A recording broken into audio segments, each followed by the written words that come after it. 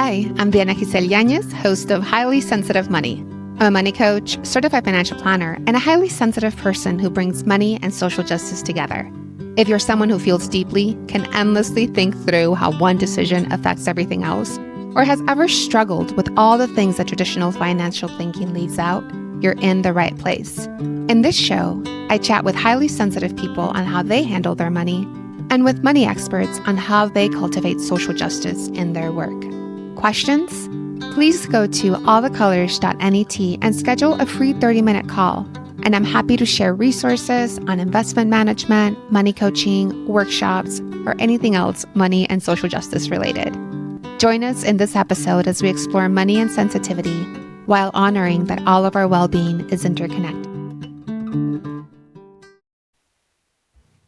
Today, I'll be sharing how my relationship with money has been transformed by my time with wisdom and money. This is a love note to a community that helped me see money as a doorway to deep spiritual transformation. I'll share how silent retreats, honest conversations about wealth and privilege, and playful practices like shadow work helped me reconnect with parts of myself I had pushed aside. You'll hear about the moment I decided to leave the safety of having an employer to following the exciting path of entrepreneurship, and how a single line from a sacred text gave me the courage to do so. This is an episode about faith, community, and trusting that we are held, even when the numbers don't seem to add up. If you've ever wondered how to align your financial life with your spiritual values, or what it really feels like to take a leap with your money, this episode offers an honest glimpse behind the scenes of that process. Welcome to today's episode of Highly Sensitive Money. This is going to be a solo episode, just myself talking about my experience with Wisdom and Money.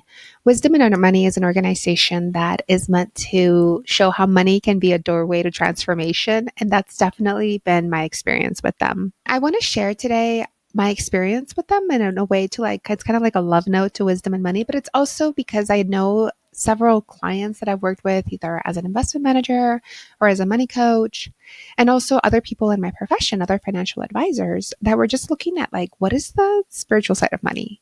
In Money and the Meaning of Life, Jacob Needleman talks about how money can really be one of the ways that we test our mettle in today's society. And because money can hold so much shadow, there can be such a taboo of talking about it. We really need additional tools beyond spreadsheets, beyond Monte Carlo projections to really help our clients make decisions. So I first learned of Wisdom and Money during the pandemic. In 2020, a good friend of mine passed away. So I always say that Alice brought me to Wisdom and Money. At her memorial, I was talking with a friend of hers. I told her some of the work that I did, and she suggested that I reach out to Wisdom and Money as a potential collaboration just to learn what they were doing. And I did. And a couple of months later, maybe it was that following month, I went to one of their I would call it like an open sit as if it were Buddhist, but it's really much more of a mystical Christian tradition.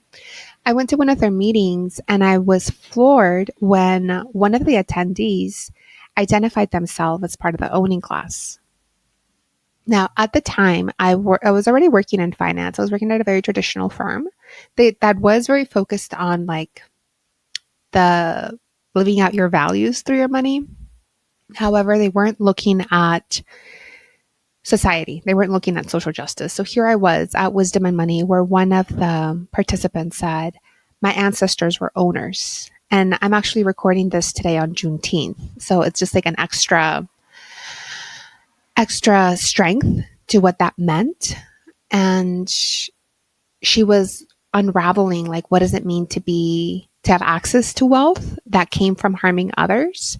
What is the right way of being in a relationship, both with this wealth and with people who have benefited and been harmed by it? That was my first interaction with them. And I joined their newsletter. I kept learning about them. Maybe a few months later, 6 months later, I joined a virtual retreat. This is because of the pandemic. They were trying out virtual retreats. And it was going to be, we started Thursday night with an opening. And then we went into what they call the Great Silence. And during the Great Silence, there is no reading, there is no journaling, there is no music, there is no text. And that can be pretty hard to do. especially when you're doing it from home. However, I was committed. I wanted to check out what it was. And during the great silence, during the next few days, I really developed a bond with Rose Fierick, who is the co-executive director. And also I learned more about their process, and I started to get, like, for me, joining Wisdom and Money was very much like coming back to my mother religion as a Catholic, because although they're not Catholic, they have a lot of overtly Christian practices. Like, we do what's called the Lectio Divina. A Lectio Divina, they will read a passage from a sacred text. Doesn't necessarily have to be the Bible. It could also be like a poem by Rumi.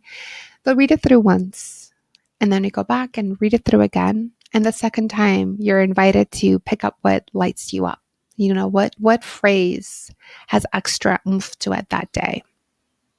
And this was me being reintroduced to the Bible in a very positive way when they did read the Bible. And I'll share a little excerpt of what passage really moved me in my career as an entrepreneur later on in the story. But again, at this first retreat, we did what we call a money biography, and where we talked about like what was money like as a child, what was money like as a young adult, and what do you want money to be like in the future? And that was a really interesting process because you're doing it with crayons. You're doing it with like your creativity. It's not supposed to be like a work of art. It's really just like you expressing yourself in a different manner.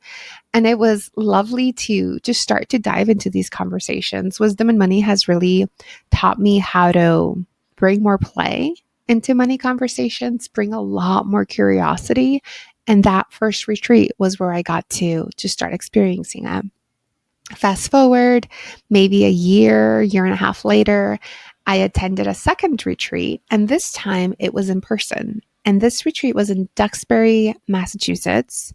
It was beautiful. The location was incredibly beautiful. And one thing to know about Wisdom and Money's offerings is that they're given in a sense of gift. It's in the flow of gift. So as a participant, either at a virtual retreat or an online retreat or like even taking spiritual directionship from either Rose Fierick or John Hakoma, who is part of the team, or Sawyer or Tracy, anyone of the team, it's given in gift. There's no expectation of tit for tat. It's not transactional. So if you're willing to support Wisdom and Money, they're happy to take the money. And if you're not at a point where you want to or can, no hard feelings. So anyway, imagine arriving at a beautiful retreat center. This was the one in Duxbury in October of 2021. And I remember very clearly the date because at the time I was considering whether I wanted to become an entrepreneur. I was still working at my previous firm. I was doing really well. I knew that promotions were being talked about. It had been hinted. And with promotions comes more money, more stability, I'd have the freedom to have my own clients, which is something I definitely love to do. However, inside of me, there was the wish to continue traveling as a nomad. And I also really wanted to support people in my community. I knew that I wasn't going to be able to if I stayed where I was. So at this retreat, I'm blending in my own story and how Wisdom and Money supported it. But at this retreat, we did a different version of the money biography. And even though the exercises can look similar, you just go in deeper each time you go through it. It was very much like a cross-class, cross-gender, cross-race group. I remember sharing my own experience as a person of color, and someone at the end of the retreat shared how much I had impacted them, that they had never thought of things from my perspective as a person of their gender, as a person of their race, their age, because it was also very much like a mixture of ages. And I was pleasantly surprised. I mean, I don't, as any minority person, as any person will tell you, like, we are not a representative of everything that we identify as. However, it did feel good to know that people were receptive to hearing my experience. And this is something that is woven throughout Wisdom and Money. There's a lot of openness and spaciousness and curiosity and gentleness. Those are like the things that I always take away from this organization whenever I'm in touch with them. I also remember we did what they call sacred play, where we were kind of embodying our shadow sides, embodying the parts of us that we have disowned, especially when it comes to money. And that was actually really fun. For me, it was like I was la niña fresa. It's a saying in Spanish that means like it's like a hoity-toity person. And I'm not a niña fresa. I'm not. But I've got some of it in me, like I have some like preferences and taste, and I grew up with more access than my parents or a lot of people in my family. So I always get kind of offended when people call me that. But I also know that, yeah, I do like having my nails done. I do like eating a certain type of cheese, a certain type of wine. So I just I brought that out, and the purpose of shadow play, and everybody had their own parts that they were bringing out. There were about 10 or 12 of us at the retreat. But the purpose of shadow play is to let everything be okay, right? And I think that speaks a lot to my Quaker values of honesty with ourselves, of simplicity, even of like knowing myself fully and knowing what kind of hidden things I might be bringing to the table makes it so that I have more choice. Our conscious mind is only aware of like the top 10% of the iceberg, and our unconscious, our subconscious is in control of the rest of it. The more that we grow the conscious side of it, the more that we like give ourselves permission to be our entirety, then again, the more choice we have. We're not acting out of patterns that may have been instilled in us by our parents, our grandparents. We're able to question society. We're able to question capitalism. So that is why sacred play, shadow play is a big part of wisdom and money. And it's also an invitation to the feminine. Again, this is kind of getting really esoteric, but this is the things that I get to go and enjoy and experience at Wisdom and Money for myself. Like everyone who is in touch with this organization will tell you a different part of it, but this is what I get to love.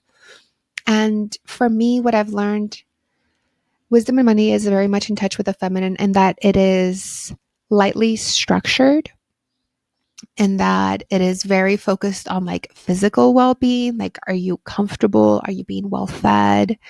And it is very open to just synchronicities, right? Whereas like the masculine, and again, I'm not talking about gender roles. I'm just talking about like a way of being, like yin and yang. And I'm not familiar with yin and yang enough to use those terms. But like, whereas the masculine might be like, okay, we got 3 days, we have 10 people, everybody has to share about such and such around their money questions. Maybe it's like legacy, or it's investments, like investments with a purpose, or maybe it's gifting, or maybe it's family relationships, like whatever it is, right? And the masculine might be like, okay, everyone's timed, you got 20 minutes, blah, blah, blah. Whereas the feminine is like, let's give ourselves ample open time. We've all come together to pick this topic, and now let's see what flows, right? And this more open structure, as someone who works in finances, as someone who is very structured, it can sometimes be, it can really like throw me out of for a loop. However, the openness is an invitation to listen, right? And that's what I'm talking about with the feminine. The feminine can often be like attributed to like chaos and creativity, because out of chaos, a lot of fertility and creativity can come out. So I'm excited to hear what other people think about my interpretation of masculine and feminine ways of being. And again, these are not gendered. Like I said, I have very much like a masculinity inside of me when it comes to like, what are we working towards? How are we doing it? Going back to the Duxbury retreat, there was good food. There was good company. We had, the day we were doing shadow play, we also like ended up having a dance party, because moving your body is really important. The place was beautiful, and it was all given in the spirit of gift. Again, no one had to pay. And the wealth discrepancies were huge, right? There were people all the way. I mean, there was no one there who was like in need of food and shelter, but there were people who had foundations, who had access to generational wealth. There were people like myself. I was considering becoming an entrepreneur, which means like having no income. So it was a wide range of people, a wide range of ages. And it was, the thing that was like solid throughout was the sense of care, the sense of curiosity, the sense of invitation, and I've made really good friends. One of them continues to be a really good friend of mine, and we're planning a trip together next year, like a big trip. So again, like-minded people. So after Duxbury, at Duxbury, there was an invitation. Do you want to join an ongoing circle? And an ongoing circle is it's a commitment to work with other people on the topic of money. And I decided to join one. It's called the Abundant Bolsa Común. There are about 6 of us, I think, 6 or 7 of us right now. We've had some changes in membership. And we are accompanying each other with big money questions. Again, for me, the main focus of Wisdom and Money has been on bringing more curiosity, bringing more flexibility to my work as a financial advisor, to my work as a financial coach. I've also had to learn there how to receive, because as someone who is a type 2 on the Enneagram, I am very much like a rescuer, a caretaker. And at Wisdom and Money, I'm always being pushed to the edge of like, just receive this. Receive this. Know that your well-being is also part of the collective. For people who are longtime listeners of this podcast, you'll know that like I'm very much about like, yes, you need to take care of yourself. If we're not taken care of, then how can we care for others? And also just like it's good for us to take care of ourselves. Yes. And yes, and and despite that, it's a struggle for me. It is a learning edge, and Wisdom and Money has been part of my process of getting more centered in that way of being. So now with this long-term circle, we started in 2022, which is also coincidentally when I became an entrepreneur. So Wisdom and Money, the Abundant Bolsa Común, has been a mainstay for me for this.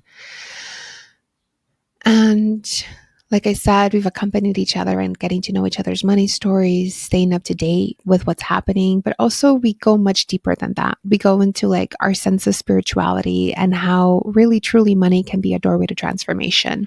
The way that everyone else in the circle, that Rose Spheric, that Sawyer have held me, has then transformed the way that I hold my clients. So anyone who's ever had the chance to experience me as a money coach, know that Wisdom and Money was part of my training. Know that receiving from them so generously, their pauses, their time, really shifted me to help me move with more confidence. And one main thing I forgot to say from Duxbury is that our closing reading at Duxbury, and I'm not someone who's like studied the Bible a ton. Like I know it's a sacred text, and I know I grew up Catholic, but it wasn't part of my experience. It hasn't been. But there was a phrase, there was a reading that they said, I think it was in Matthew, it was about like, what does a lily care about the farm? Or what does the lily care about the mortgage? It was something along those lines. Like a lily of the field is simply being a lily. It's simply like receives and allows itself to be. And that is when I decided I was going to become an entrepreneur. When I just trusted myself to be who I am. I trusted that if I did this work that I was being called to do, that things would be set up in a way that supported me, because it's not just for me, it's for all of the clients that I give. I have this phrase that I often think back to from Martin Luther King, where he says, and I'm going to paraphrase it, but for me to be truly who I am, you need to have the freedom to be truly who you are. And Wisdom and Money creates this for each of us. It creates so much spaciousness for us to experience our complexity that then I feel the freedom, I feel the support to go out and experiment with it. And what I've built with my business, there's many people who've built something similar with money coaching and then also investment advice. But I also bring a ton of spirituality. Like I'm currently going through like life coach training because I want to help my clients move through their limiting beliefs more quickly with more strength and focus and determination. I want to bring some structure to my very unstructured, intuitive way of coaching. So it was October 2021 in Duxbury, Massachusetts, at a beautiful retreat center that was part of a convent that I decided I was going to become an entrepreneur. It was with Wisdom and Money that I launched out on my own Rose Fearick spent countless hours with me. And Rose was actually part of my season 1, so I'll link her episode to this. But she spent so many hours with me, like thinking about what I was going to offer, especially through my group coaching. Abundant Bolsa Común was with me when that didn't go through the way that I expected it to. That was a huge disappointment, personally, professionally. And they've been with me as I've been reborn into different ways of offering services, including now as an investment advisor at Natural Investments. And during that time, I decided I was invited to join the board. And this is actually a really funny story. So when they said, hey, we're looking for a treasurer, for someone on the board to join, I reached out to Rose like maybe a month later after I got this email, or maybe a few weeks, I don't know, sometime later. And I told her, hey, I'm interested. And Rose, when she and I met, she's like, I actually had a dream. Like a few days before I reached out, she had a dream that I was already on the board. And when she got the email from me, she was surprised because she thought I was already on the board. So that was like a really funny synchronicity of precognition. Yeah, Wisdom and Money is all about like, what are all the different ways of knowing, including outside of time. And on the board, I'll share a couple of highlights. Just like Wisdom and Money gives without charging, we also spend sometimes without having, which is terrifying for a financial planner like myself, which is terrifying for someone who's very much like in the masculine when it comes to money, who's very structured. However, it always works out. It's very much this like moving in faith of they take a step forward and the step is there to meet them. Like it's complete, like you can say it's completely foggy and you don't know where you're going to step. And yet there's always there a step there to meet your foot, meet your weight. A couple of years ago, I've been on the board now 2 years, but a while ago, it might have been December 2024. We were going to approve our budget for the following year for 2025. And there was a deficit. The staff has grown as need has grown. And because we move in the spirit of gift, it can be hard to know exactly how much we're going to be receiving. We do ask people for commitments, for financial commitments. However, you're never sure how the gap is going to be filled. Wisdom and Money somehow is sure that the gap will be filled, which I freaking love. It has been transformative. So that board meeting, we were considering reducing staff time, reducing staff to 80% as opposed to keeping them whole. And on one end, it would be easier for us to cover the expenses. On the other end, knowing our staff, knowing what the projects we were working on, knowing on what we wanted to build, asking people to work less. And we weren't going to ask them to produce the same amount. That's for sure. There were projects that were going to be cut out, like 20% of responsibilities were going to be cut. It wasn't just going to be like work less, but do the same. No, that was not part of our intention at all.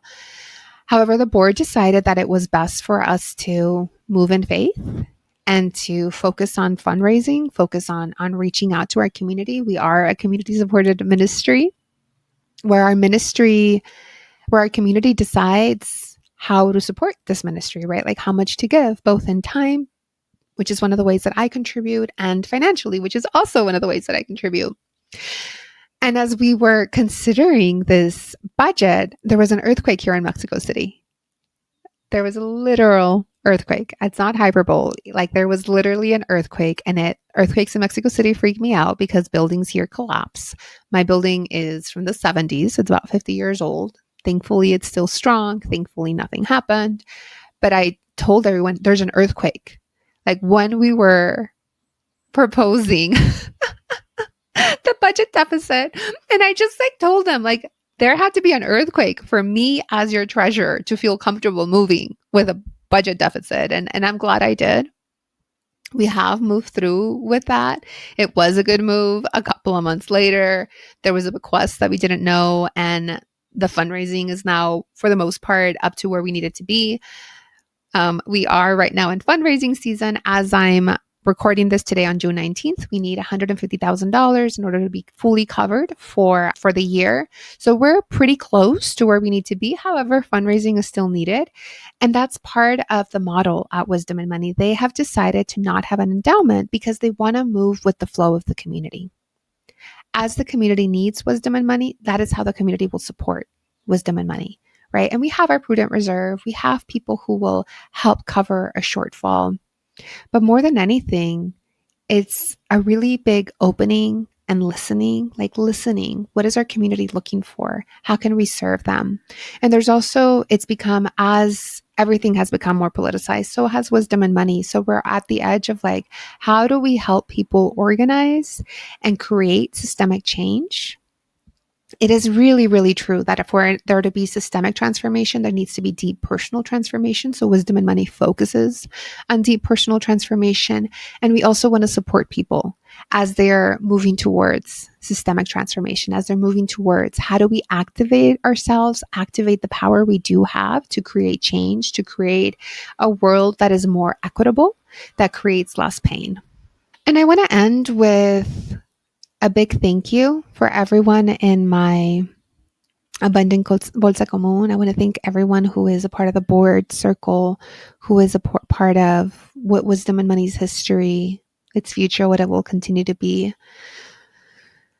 What I have learned to love a lot, or the most, from this experience is knowing that each time we meet, that is the goal in itself, including at the board, like us coming together, us spending time with each other, us listening to each other deeply is the purpose of what we're doing.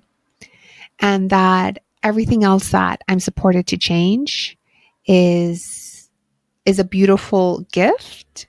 However, the group itself, each meeting, each conversation is an end to itself.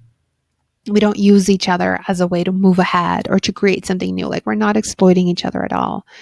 We're accompanying each other. And I am so grateful that, again, Alice, my good friend Alice, through her memorial, through her passing, brought me to Wisdom and Money, which has opened so many different doors inside of me as well as outside of me to create a life that both supports me and supports others. And for that, I am so, so grateful that our paths have crossed, and I'm excited to continue to learn together. Thank you. As I close this conversation, I'm feeling grateful for the ways Wisdom and Money has shaped how I show up, not only in my work, but in my life. With their support, I stepped into a more relaxed way of being with work and money. We don't have to have it all figured out to take the next step. Whether we're holding questions about our wealth, our work, or our worth, there is power in pausing and listening and in letting our values lead the way. May we keep learning to bring our full selves, shadows and all, into these conversations about money, meaning, and transformation. Thank you for joining me on Highly Sensitive Money. I'm Diana Giselle Yanez, and I hope this episode helped you see how money and sensitivity can work together while honoring our interconnected well-being. We have the power to create a system where everyone's needs are met because nature is abundant. If you found value in today's conversation, please take a moment to leave a review and share this episode with someone who could benefit. Your support helps this message reach more people navigating their own financial journeys. A thank you goes to Mike Schul for the music and Juan Antonio Nunez for producing. For more resources on bringing money and social justice together, sign up for my monthly newsletter over at allthecolors.net. I also invite you to schedule a free 30-minute call where we can talk about money coaching, investment management, and all things money and social justice. Until next time, remember that your sensitivity and deep thinking is your superpower.